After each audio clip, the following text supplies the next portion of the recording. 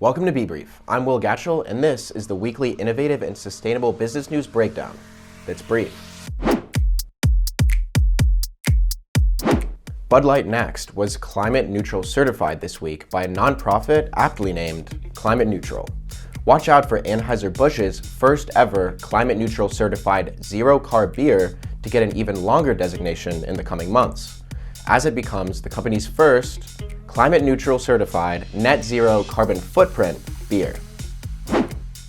Pokémon Go's developer, Niantic, is encouraging people to combat climate change. And here's the wild part. It's actually getting gamers to go outside. But seriously, this is how businesses not inherently centered around climate change can actually make an impact. On Saturday, Niantic will plant a tree for every 5 kilometers a Pokémon trainer walks. Another company and another first. Kroger Co. partnered with Kipster Farms to launch the first carbon-neutral, cage-free eggs in American stores. Worried about the chickens? Don't call Chicken Protective Services. The Kipster egg system is known for having the highest chicken welfare standards. Seriously, that's a thing. Digital, or DGTL, which took place in Amsterdam last week, is the world's first 100% sustainable festival. This year was their first fully circular year, which they achieved by using 100% renewable energy and serving plant-based foods. This feels too normal for an EDM festival, right? Wrong. They're using space technology to get all their nutrients from feces and urine. What the f? If you Google Carbontech stocks, you'll see a lot of upward graph charts. Stripe recently announced its billion-dollar Carbontech startup fund, and Air Company, which makes carbon-negative vodka, just closed a $30 million funding round. And now, Chris Sacca's Lower Carbon Capital just revealed its own $350 million fund for early-stage carbon removal. Watch out, carbon.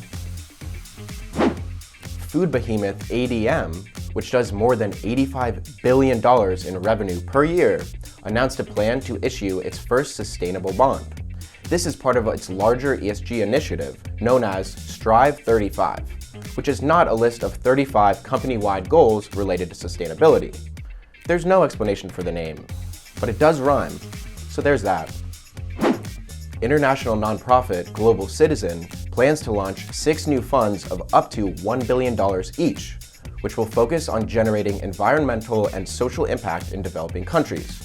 Approximately $400 billion per year in external financing is required for the globe's poorest countries to meet the UN's 2030 Sustainable Development Goals.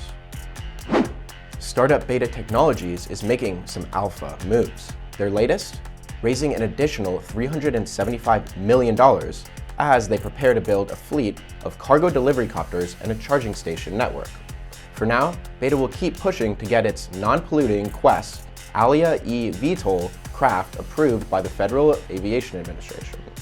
Why not just name it Electrocopter? Well, that concludes this week's Brief. If you want to stay in the know, find that really clickable red button titled subscribe and click it. Have a good one, and I'll see you next time.